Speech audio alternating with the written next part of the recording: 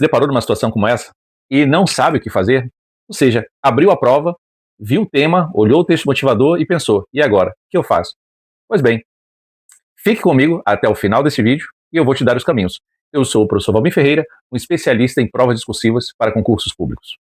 Essa semana um candidato entrou em contato comigo para que eu, de alguma forma, pudesse fazer as primeiras orientações, já que ela se prepara para um concurso na área da segurança pública.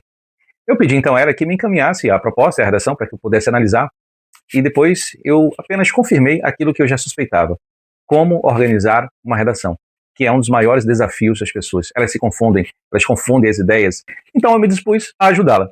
Solicitei que ela me encaminhasse uma redação para que eu pudesse avaliar e, juntamente com a redação, viesse o texto motivador e a proposta.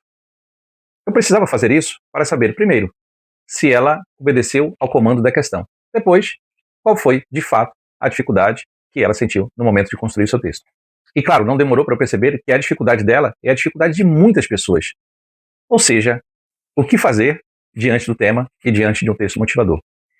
Antes de tudo, você precisa conhecer a banca, precisa saber o perfil dela, conhecer os critérios, e aí sim começar a trabalhar a sua redação. E para começar a confeccionar a sua redação, você também precisa ter algumas estratégias e ter alguns domínios técnicos. A partir daí, tudo vai se tornar muito mais fácil na sua vida. Pois bem, a dificuldade dela era não saber organizar as ideias. O relato é aquele bem comum entre todos. Professor, eu tenho muitas ideias e não estou conseguindo colocá-las no papel. Tá? Essa também deve ser a sua dificuldade. Esse também deve ser o desafio. Mas saiba que tem caminhos muito simples para resolver isso. O primeiro passo nesse momento é você pegar o texto motivador, selecionar as palavras-chave do texto. A partir daí, você vai para o segundo passo, que é colocar essas palavrinhas todas em ordem vertical, uma abaixo da outra, uma abaixo da outra. E o seu terceiro passo é, agora, estabelecer uma relação de dependência entre elas. Essa dependência, ela é uma dependência semântica e comumente busca uma relação de causa e efeito. Se ela não estabelecer uma relação de causa e efeito, ela estabelece uma relação de prioridade, ou seja, quem vem primeiro e quem vem depois. Eu peguei para vocês, só para vocês terem uma ideia e respirar e saber que isso não tem segredo algum. Preste bem atenção. A redação dela dizia o seguinte: palavras-chave selecionadas do texto. Foram selecionadas as palavras recrutamento de pessoas vulneráveis, efetividade, construção, desafios e combate. Ou seja, tudo isso estava na cabeça dela, extremamente confuso, não é? Pois é, a gente precisa organizar essas ideias nesse momento antes de começar a produção. Daí, qual foi o nosso passo? Vamos lá, agora elas já estão selecionadas, nós vamos colocá-las em ordem vertical.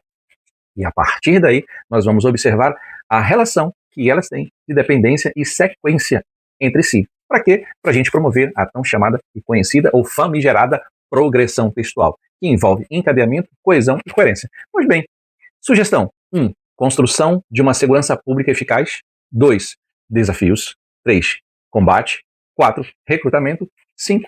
A própria efetividade. E aí você deve me perguntar, professor, mas por que essa sequência? Bom, vem comigo e eu vou te mostrar.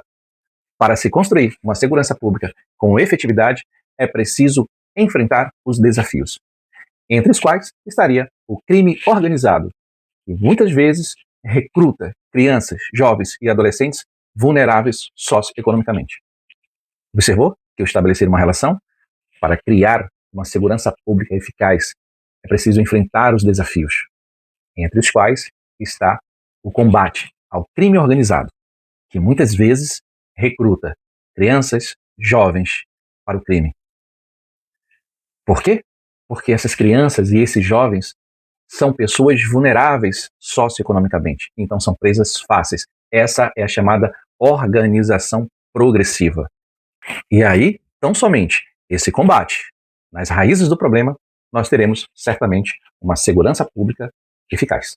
Você percebeu que antes de eu desenvolver a ideia, primeiro veio a seleção de palavras-chave, a organização das palavras-chave em posição vertical. 3. Estabelecer a relação de dependência entre elas, ou seja, relação de causa e consequência ou prioridade, quem vem primeiro. E a partir daí, a gente desenvolve agora a nossa ideia. Por quê? Porque ela já está selecionada, organizada, agora é só construir o parágrafo.